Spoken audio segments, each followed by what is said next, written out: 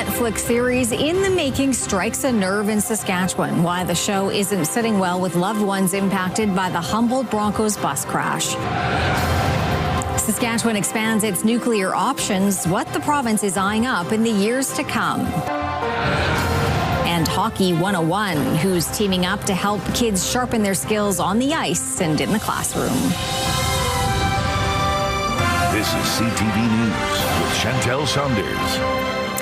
Good evening. We begin tonight with a yet-to-be-released Netflix series that is striking a nerve in Saskatchewan. As Hallie Mandrick reports, families impacted by the Humboldt Broncos bus crash say the storyline hits close to home with too many similarities between the plot and real life. The plot of an upcoming Netflix series is not sitting right with those who have connections to the 2018 Humboldt Broncos bus crash. It felt literally like I was, punched in the gut and had the air sucked out of me. It's just, the beginning parallels our accident. Absolutely it does. The untitled Netflix series is set to follow the story of a high school hockey team that's involved in a bus crash, which takes the lives of several team members, including their coach. But some say the plotline is similar to the Humboldt Broncos bus accident that occurred nearly 8 years ago, which claimed the lives of 16 people, including Scott's son, Evan Thomas. He loved that Broncos team. He loved that group of guys. And he was just starting to get his legs, making that transition into being a young man, and he was taken from us. According to Netflix, the show is fictional and not inspired by any real-life events. But one film expert says, with topics like this one, there are steps filmmakers can take to lessen the impact on those who relate closely to the material. I personally probably wouldn't want to make that story at this time, but, always some consultation and reaching out can really help to tell people what your intentions are and everything. Give the families an advanced screening, keep them in the loop so they know that could avoid a lot of people feeling hurt. Thomas says there are stories worth telling which stem from the tragic events on April 6th of 2018, but the details released so far describe the Netflix series as a, quote, heartwarming story where the team then looks to rebuild with the coach's widow leading the way. But Thomas says that's far from the realities that Broncos families are facing. If Netflix is trying to turn this into a typical Hollywood ending that is so far from the reality of what any of us is going through, I think that's completely unfair. And I worry that people who don't have a lot of knowledge of the reality are going to see that and go, everybody's okay, but we're not. There is currently no release date for the series, but Thomas says, regardless of when it airs, his family will not be watching. Hallie Mandrick, CTV News, Saskatoon. Saskatchewan is thinking big for its nuclear future and has work to get small modular nuclear reactors online continues. The province is doubling down on nuclear power. Keenan Sorokon explains. Saskatchewan is broadening its nuclear horizons. The province is now looking at large nuclear reactor technologies. By taking the time now to carefully assess large reactor technologies, SaskPower is ensuring Saskatchewan has the information needed to make informed decisions about the future of power for all of us. The province has identified 2 sites near Estevan to build Saskatchewan's first small modular nuclear reactor.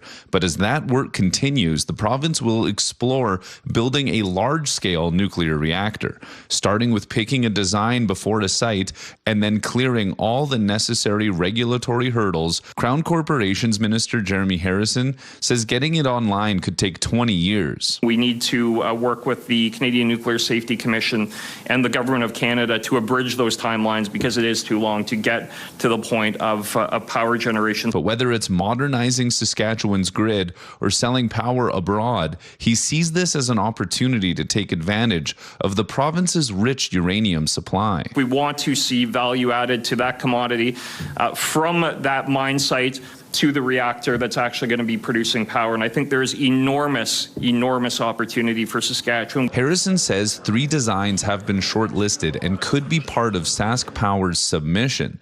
A large reactor could be at the same site as a small modular reactor or could be in a different area as work begins to expand Saskatchewan's nuclear future before it even began. Keenan Sorokon, CTV News, Saskatoon. Canadian billionaire Jim Pattison, who was born in Saskatchewan, is facing backlash over a possible real estate deal linked to U.S. immigration and customs enforcement, prompting a boycott of his businesses. This boycott of Pattison grocery stores and Pattison media is gaining real traction, and we need to absolutely escalate the pressure while this deal is in talks. At the center of the controversy is the sale of a Virginia warehouse that the Pattison Company owns. The U.S. Department of Homeland Security wants to buy it to use it as an ice processing facility. The potential deal is now prompting a push for a boycott of all Pattison-owned companies, including Save-On Foods. Here in Saskatchewan, Jim Pattison owns a couple of radio stations and several online news sites. Saskatchewan's Children's Hospital also bears his name. The company says the offer on the building was from a U.S. government contractor, adding it didn't learn about the intended use of the building until later. It says the transaction is still subject to certain approvals.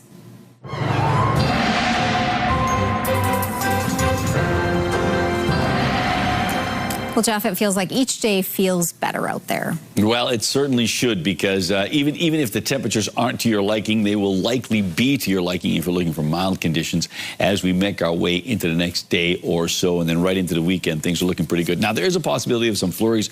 We'll talk more about that later on, but ultimately, we're talking about the polar vortex. This big chunk of Arctic air will slowly, continues to move slowly, as I mentioned, out of our area. Some warm Pacific air is coming our way because you're getting a big atmospheric river on the west coast, and that's pushing the warm Pacific air our way after it crosses the Rockies. This polar vortex isn't just disappearing. It's going down south, and it's going to wreak havoc on parts of the U.S., and we'll talk about some of that later on. Turning now to a Saskatoon murder trial. Today, court heard from the first police officer on the scene of a fatal shooting. CTV's Laura Woodward now on her testimony. Taking the stand on the second day of a Saskatoon murder trial, a police officer described the crime scene as chaotic. A woman screaming, people moving between rooms, and a man covered in blood. 23-year-old Catlum Desjardins Kelly has been charged with second-degree murder in the death of 48-year-old Arden Panapakisik. Constable Aaron Anthony was the first officer to arrive to Avenue K North on February 10, 2024. This surveillance footage shows her cruiser pull up to the house. When she walked inside, Anthony testified it smelled like copper pennies. She found Panapakisik slumped over a washing machine covered in bright red blood and suffering from a gunshot wound to the neck. Anthony testified she did CPR until paramedics got to the scene. Quote, I was covered pretty much head to toe in the victim's blood, Anthony testified. I didn't want to touch anything and potentially disrupt any evidence. Panapakisik was pronounced dead approximately 10 minutes after Anthony arrived to the scene. During testimony, Desjardins Kelly sat in the prisoner's box, not showing much emotion, wearing a white dress shirt and glasses. His trial is expected to continue all week. Laura Woodward, CTV News, Saskatoon.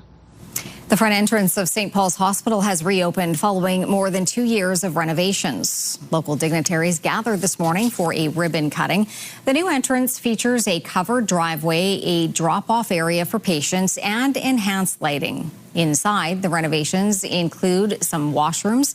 The patient registration area has also been updated and relocated. The hospital also celebrating a new cultural healing center that was unveiled today. The province says it honors holistic wellness and offers a quiet place for reflection, traditional healing practices, and cultural ceremonies. People come to St. Paul's for many reasons, seeking care, supporting a loved one, or looking for guidance.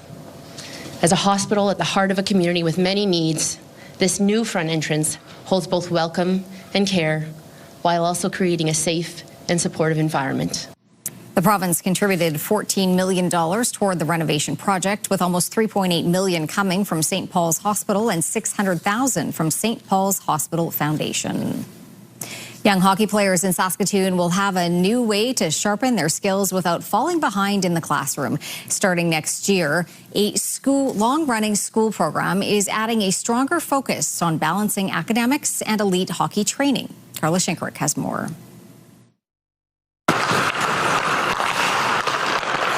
While most students are heading to class, these U13 hockey players are already hard at work on the ice. You miss school, but you also get it done, and you do the same amount, but you're at the rink and you get more stuff in the morning than you would at school.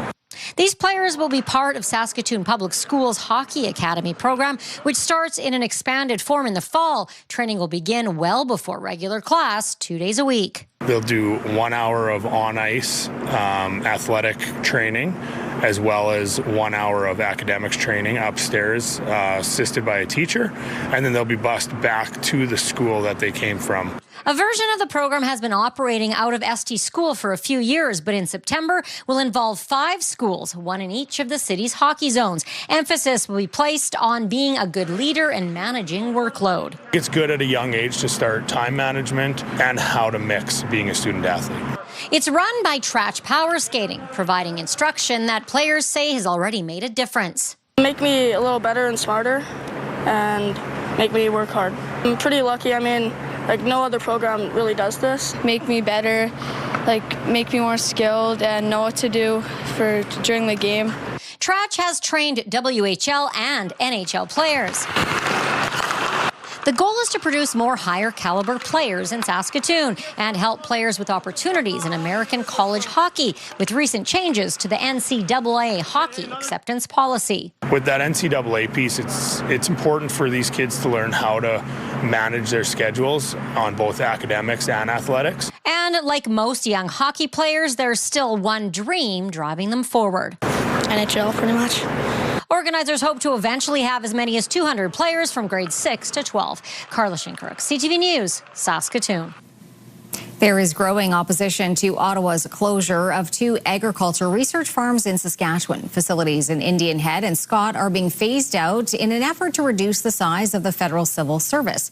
The government says the cost-cutting move will save money in the short term, but will jeopardize Canada's global leadership in agriculture over the long term. Wayne Mantika reports.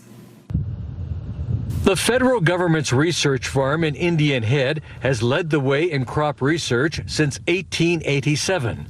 Now it, along with 7 others across the country, are being closed in a cost-cutting move. Saskatchewan producers are voicing concern. These cuts are going to have some long-term impacts on our ability to keep up with the changing times in agriculture in terms of variety development and insect resistance on crops. So certainly a lot of concern. The Saskatchewan government says closure of facilities in Indian Head and Scott will threaten Canada's leadership in agriculture. It could also jeopardize research being conducted jointly with public and private institutions. The province says cuts to federal research and closure of Saskatchewan-based locations and programs affect the work being done by these provincial partners and farmer-driven research organizations.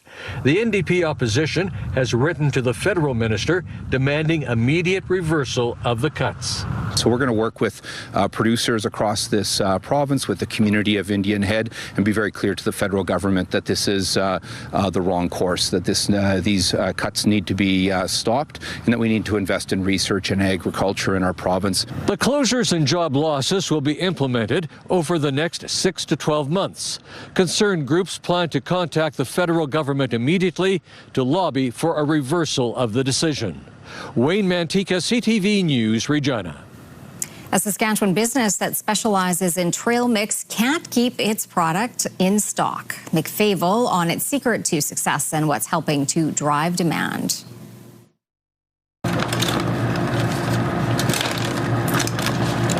Beef jerky, pepperoni sticks, sausage, and cheese. The flavorful trail mix cannot stay on the shelf at Stoughton's Meat Market and Family Foods. Owner Rory Clark prepares the meat needed for the mixture and says some extra hours are being put in to keep up with growing demand. I've got help back here, people that are normally maybe working up front. Now we're pulling them back here.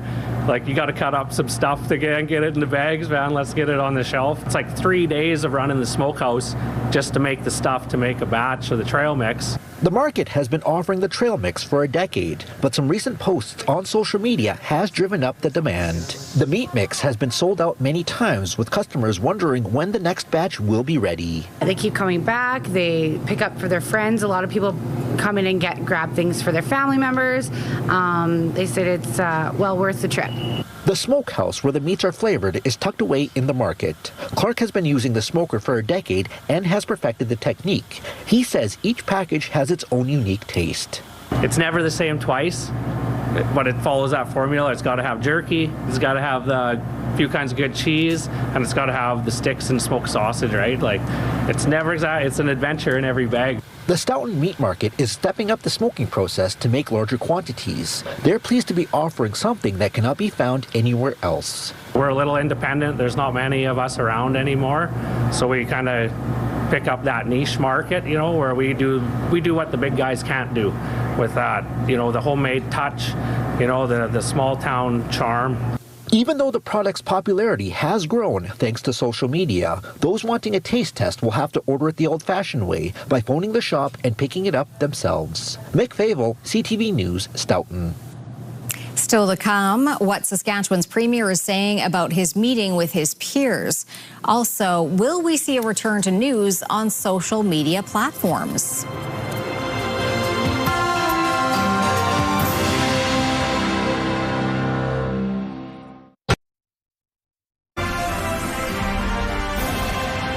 You're watching CTV News Live from downtown Saskatoon. Thanks for staying with us tonight. High-stakes CUSMA negotiations with the Trump administration are coming up. And with that in mind, Scott Moe has joined Canada's premiers who are in the nation's capital for 2 days of talks. Annie Bergeron-Oliver takes us through the agenda, priorities, and Team Canada approach. It's going to be an exciting couple days. The gathering of Canada's 13 premiers, a sign of solidarity, as trade tensions thrust Canada-U.S. relations into a new, more unpredictable chapter. You know, we talk about Canada true, north, strong, and free. Let us not allow other people to dictate to us how we govern. We know President Trump's rules. There are no rules with him. So we need to focus on what we can do. The premiers, even those who sometimes don't get along, sending a message of Team Canada unity. We don't always agree on everything, but I think we've got a really solid base to start on. The meeting comes days after the U.S. president threatened massive tariffs on Canadian imports, following the Prime Minister's speech in Davos declaring the old rules-based order dead. If we are going to determine our destiny and become that leader in that middle power space, it is going to take us making those tough decisions, having those discussions like we'll have today, on how we are going to allow that investment to flow, allow those industries that are creating wealth to expand. One of the major topics on the agenda, provincial and territorial priorities for the upcoming CUSMA negotiations. In any negotiation, there's on both sides, there's some people that are kind of out front with more bluster. We're certainly seeing that, particularly out of the United States right now. But I'm hopeful that below that, there are real and significant discussions happening and taking place. And I'm looking forward to kind of hearing from the Prime Minister on the status of those. Discussions, the Prime Minister said today, are going well. Relations are good. We have good conversations, good back and forth. There's a lot of work to be done for the review of CUSMA. But that apparent optimism was met today by a threat from the U.S. administration. I would not pick a fight going into USMCA to score some cheap political points. Either you are working for your own political career or you're working for the Canadian people. Tonight, the premiers will sit down with the Prime Minister for a working dinner. The main meetings will take place all day tomorrow. Annie Bergeron-Oliver, CTV News, Ottawa. Meta, the social media giant that owns Facebook, Instagram, and WhatsApp, is being courted by Ottawa. The goal to reinstate news on its platforms as part of trade negotiations with the U.S. Michael Couture on what this could mean for local news. Like many local newspaper editors in Canada, Charlie Senak's job got a lot harder when Meta stopped allowing news on platforms like Facebook and Instagram. I hear it from our readers, too, who are incredibly frustrated that they can't find us on Facebook. It was a very quick and easy way for them to go and get their content that they want. The Online News Act and Online Streaming Act have been called irritants by the Trump administration in trade discussions. Both laws compel U.S. tech giants to financially support Canadian TV, film, and music sectors. Instead of paying Canadian media companies for carrying their content, all Meta platforms blocked Canadian news on sites like Facebook and Instagram in 2023. Now, Meta wouldn't provide a comment about renewed talks, but did point to these comments in October. News publishers place their content on our platforms because they get increased distribution, and then they can monetize the clicks that they receive as a result of that distribution. Kern added that Meta was hopeful news could return to their platform. The Identity and Culture Minister says talks are preliminary. Canada's door has always been open to have those discussions.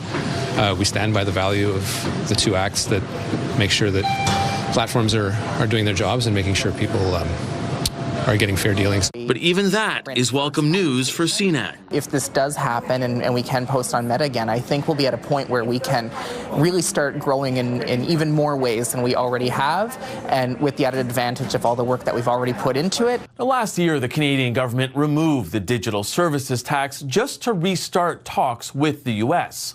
But it's unclear how far it's willing to bend with the online news and streaming acts. Mike Lecouteur, CTV News, Ottawa. In its first decision of the year, the Bank of Canada today held its key interest rate steady. But as CTV's Scott Hurst explains, future projections are murky, with a lot riding on decisions coming from the White House. Uncertainty over U.S. trade policy and a renewed threat of tariffs continue to loom large over decisions by Canada's central bank. Firstly, the bank is keeping its benchmark interest rate steady at 2.25%. This was widely anticipated by economists, with the central bank saying economic output has remained largely in line with its recent projections despite U.S. tariffs. There wasn't really a compelling reason either way, especially when you take into account that inflation it seems kind of anchored in the Bank of Canada's target range right now. But really, it is our relationship with the U.S. that continues to fuel a whole lot of uncertainty. According to the Bank of Canada, the economy is adjusting to the trade shock from our southern neighbors so far, and it is expecting the economy to grow modestly in the near term. However, U.S. trade restrictions, tariffs, and questions about the outcome of the upcoming review of the North American Free Trade Pact, known as CUSMA, continue to disrupt growth north of the border and create havoc in trying to predict the future impact on Canadians. Uncertainty around our forecast is heightened. The range of possible outcomes is wider than usual. U.S. trade policy remains unpredictable, and geopolitical risks are elevated. According to a new survey out today from the Angus Reid Institute, Canadians as a whole, too, appear on edge with what's coming out of the White House. Anxiety about the Canada-U.S. relationship has 4 in 5 respondents worried about the year ahead. So amidst all the trade uncertainty and a hazy outlook for the Canadian economy, many eyes will now turn to the Bank of Canada's next interest rate announcement coming in mid-March. Scott Hurst, CTV News, Toronto. New details have emerged in the fatal shooting of Minneapolis nurse Alex Preddy. The Department of Homeland Security revealing that 2 federal agents opened fire. This as U.S. President Donald Trump signals a shift in his stance on the controversial immigration raids in Minnesota. We have Tom Homan there now. We put him in there. He's great. And they met with the governor, the mayor, everybody else, and we're going to de-escalate a little bit. A new Homeland Security review sent to Congress says that 2 federal agents opened fire on Preddy after one agent yelled that Preddy had a gun. But at no point does the report say Preddy tried to reach for his gun. Video shows Preddy's gun being removed by an agent before the first shot was fired. Trump said earlier that Preddy shouldn't have had a gun, even though he had a permit to carry one.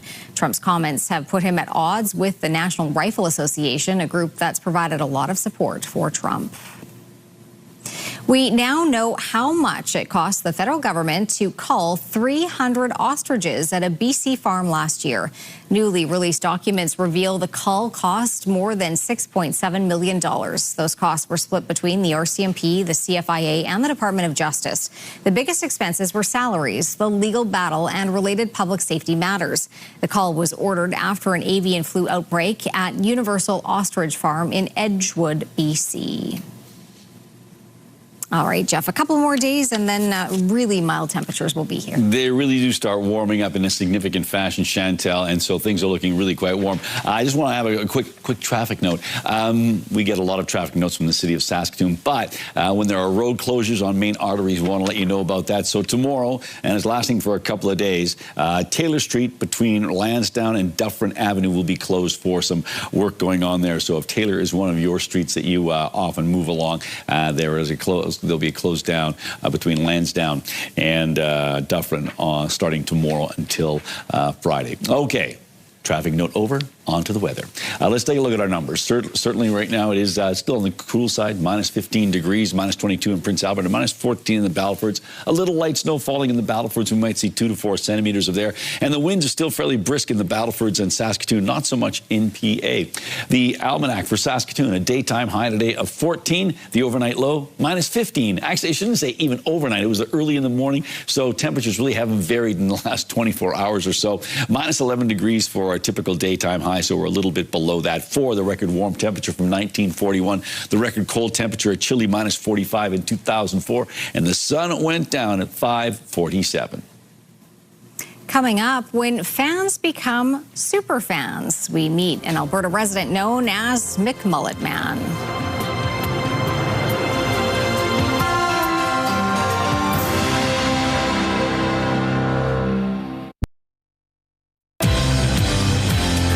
Indigenous Storytelling Week is upon us. Thursday on Your Morning, the importance of sharing these stories and marking this week here in Saskatchewan.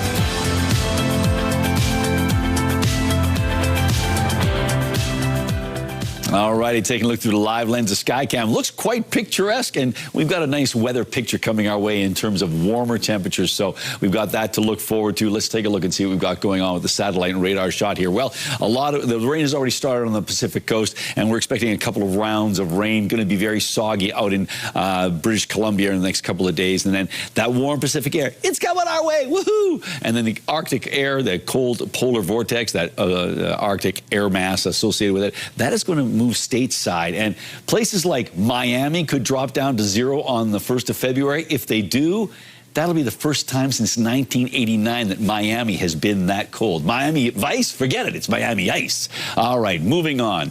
Let's take a look and see what we've got going on with our numbers just to recap. Minus 14 in the Battlefords, minus 22 in Prince Albert, minus 15 in Saskatoon. The almanac, or rather the hot and cold spot for the province, Maple Creek at 1 and 39 degrees colder is Key Lake. That is the provincial cold spot for today.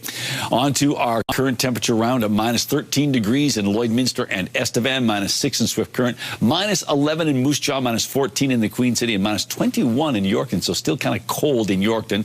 As we take a look at what's going on in central Saskatchewan, temperatures ranging from minus 10 degrees in Kindersley down to a cold minus 26 in Nipawin. It's minus 20 in Hudson Bay and Wynyard, minus 11 in Meadow Lake.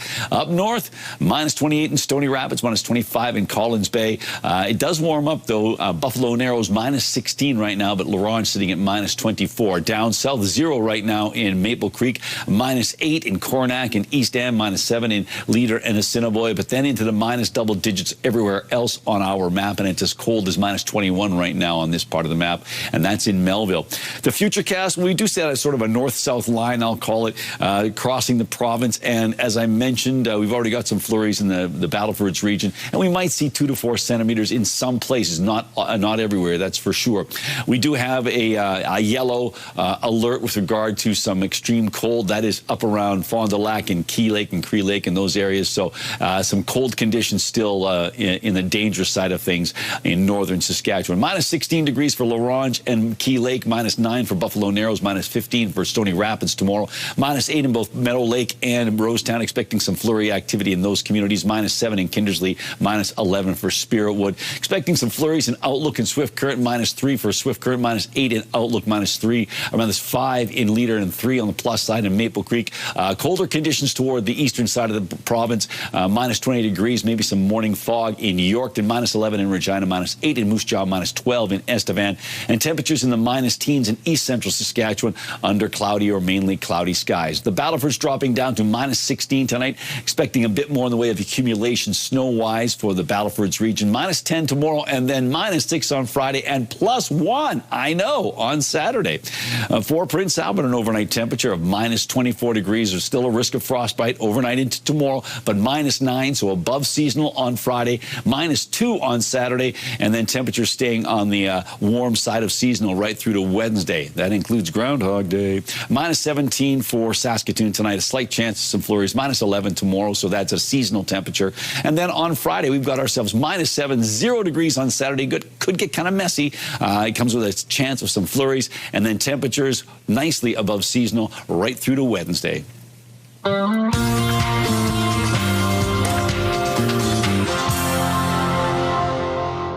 Canada Post has issued stamps honoring some of the most notable Canadian hip-hop artists. The stamps pay tribute to trailblazers Maestro, Fresh West, Michi Me, and Muzion.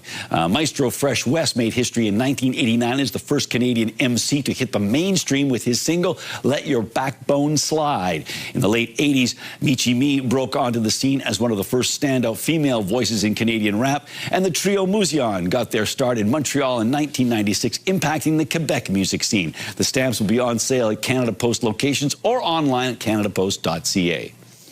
I was rooting for you. We were all rooting for you. I haven't really said much, but now it's time. Thank goodness. We're getting a first look at what seems to be an explosive docu-series about the complicated past of America's Next Top Model. The trailer for the show highlights the most controversial moments in the series' history. It focuses on a number of past contestants, judges, and Tyra Banks herself, who admits she went sometimes too far with her behavior as host. Reality Check Inside America's Next Top Model starts streaming February 16th. Fans of K-pop Demon Hunters will soon have a chance to collect a new line of dolls based on the movie's characters. The dolls are inspired by Rumi, Zoe, and Mira and will come with 2 looks, including dolls who sing Golden in their signature tassel jacket. The toys will go on sale this summer. All right, Jeff, time for Pick of the Day. What did you choose? Well, we have a triple hit again, and once again, these are mostly outdoor pictures, but not exclusively landscapes. This one comes to us from Cynthia. She sent us a couple of photos, but I love this one. This one's kind of eerie looking. Cynthia writes, the photo was taken on Friday, January 23rd. Early morning brought some chilly temperatures, which created a beautiful fog show and some amazing photos. Yes, they did. Thank you, Cynthia. This one from Leslie, and Leslie simply tells us, near Rostern, and I just love the way the sun is rising, just peeking around that granary. So thank you, Leslie, for sharing that. And finally, from Hilda out in Warman, yep, it's Martin, her dog. We've seen a few pictures of Martin, and Hilda says, Martin, loving the outdoors. He's barking at something, probably a bird. I have a dog that loves to bark at birds. So there you go. So thank you, Hilda. And if you'd like to share an image with us, you can do so by sending it to CFQC News at ctv.ca, or you can also scan the QR code, and that'll help you get there. Still to come on CTV News, for the love of the game, we meet the so-called McMullet Man marking a milestone.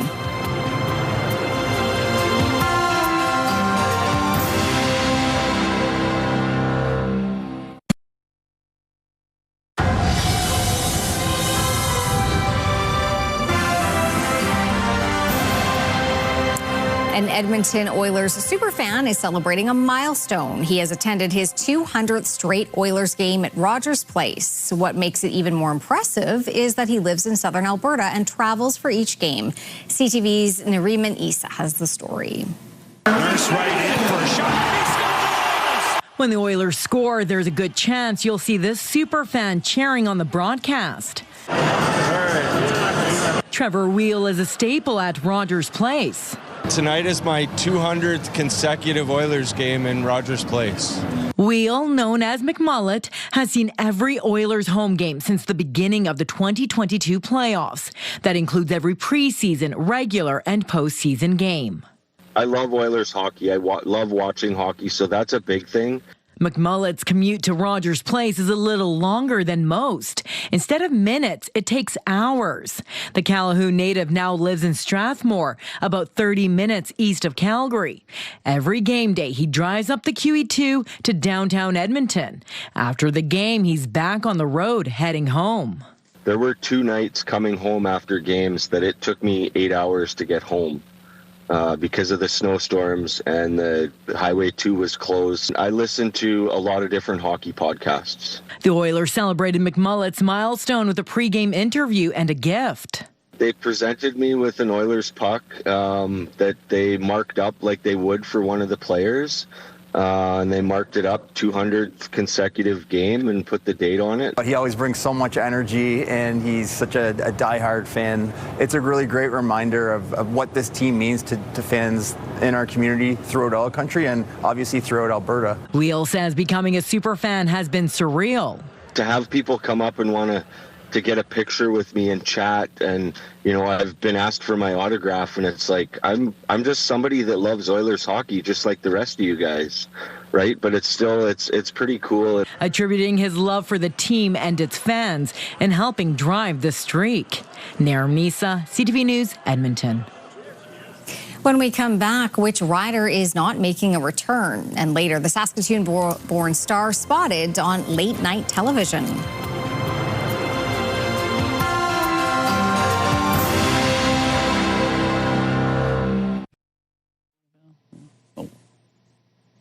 All righty, let's take a look at our rural forecast for tomorrow. And things are starting to warm up, yes, towards the western side of the province, but things are starting to moderate towards the east. But it comes with a little bit of flurry activity in the Meadow Lake and Spiritwood and Outlook regions. -8 for Lloydminster, -7 for Kindersley, but -17 for Hudson Bay tomorrow. So still on the chilly side up in HB, as we like to call it. Wynyard, -14 degrees. And then as we make our way down south, we have got ourselves warm temperatures down in the southwest. Look at that on the plus side again for Maple Creek, -2 in East End. And then slowly, as we make our way towards the eastern side of the province, temperatures do drop off. -19 in Kenora, possibility of some morning fog. That's true of Yorkton as well.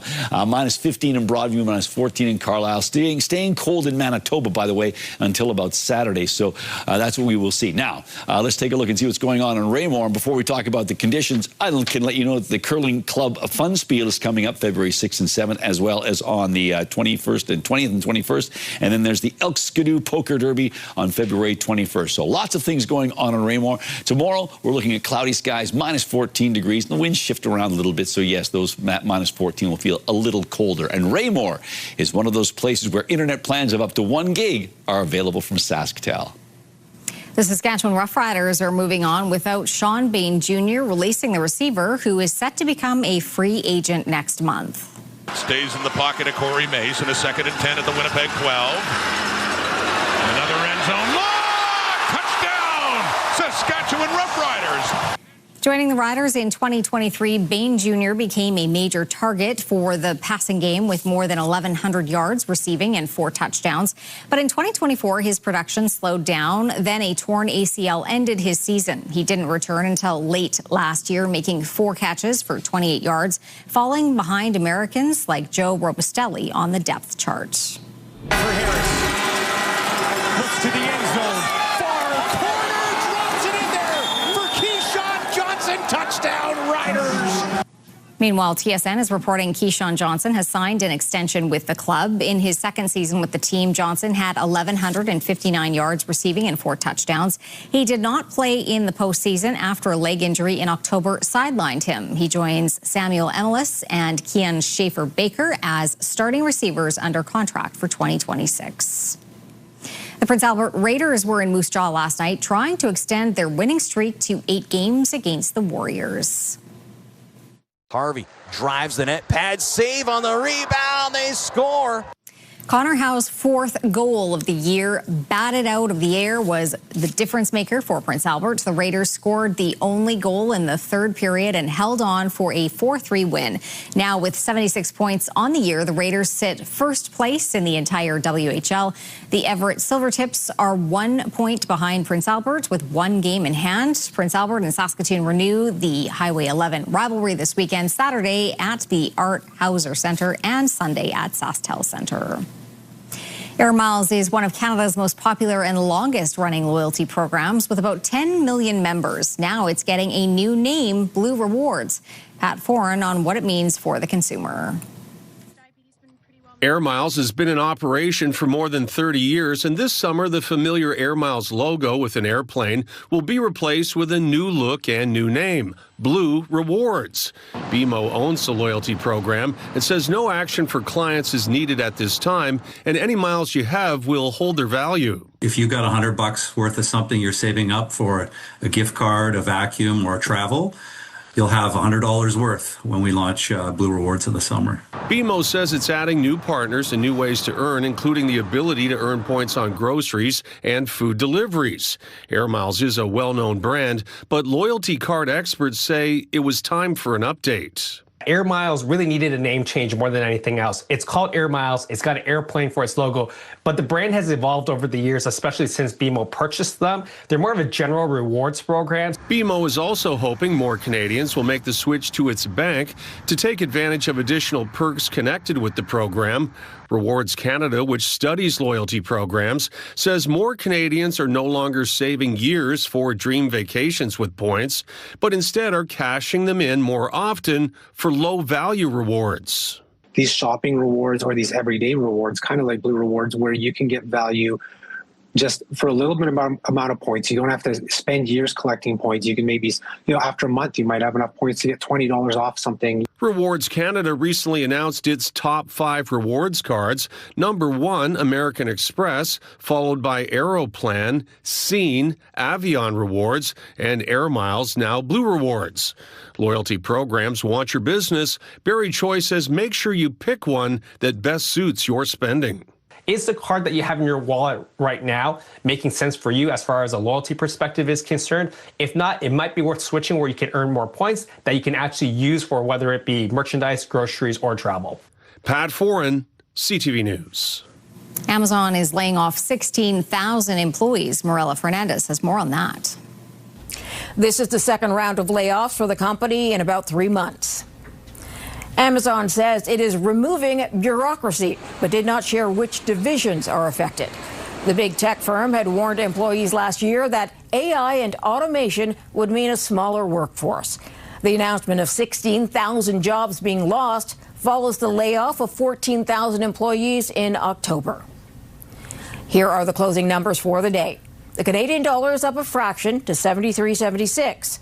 West Texas Intermediate is up to 63.21.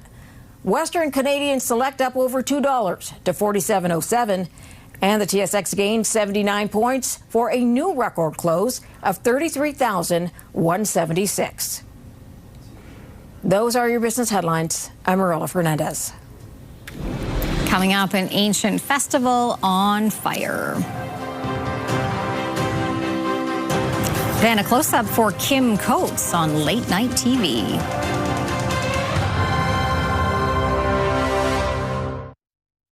Select Hair Services brought to you by Sage, the beauty bar. Well, hundreds of Scots were carrying a torch for an ancient Viking festival. After snaking through Scottish town of Lerwick in the Shetland Islands, marchers threw their torches onto a replica Viking longship. The Inferno burned away 4 months of work by galley builders. The roots of this festival date back over 12 centuries. Viking burial, good times. I love it. That is. Way to go, Scotland. Interesting. They're my people. All right, well, last night's edition of The Tonight Show had a dash of Saskatoon flavoring as Kevin James, promoting his new movie, praised 2 of his co-stars, but added they might be spending too much time together. They don't leave me alone. Like family? You guys are family? Well, more than that. Like they don't leave. Like I'm sure they're here. I guarantee they're here tonight. They're yeah, there they are. They found it. Don't worry about it. Yeah. Oh my God. That is Saskatoon's Kim Coates and Jonathan Rumi. They, along with Kevin James and other cast members, were in the Big Apple for the New York premiere of Solo Mio.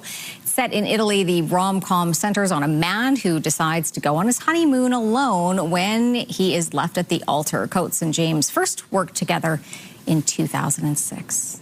I understand how he feels. I mean, few boys at work sometimes, you know, Okay, always around. Someone being Always left around. at the altar. It's like, what? Oh goodness knows. It's like, and don't forget, An Evening with Kim Coates, February 21st at Persephone Theater. Let's take a look at some numbers here and let you know that tomorrow will still be a bit on the chilly side, so a seasonal day tomorrow, but the wind's not a big deal, so not bad at all. Not bad at all. In a couple more days, we'll be warm.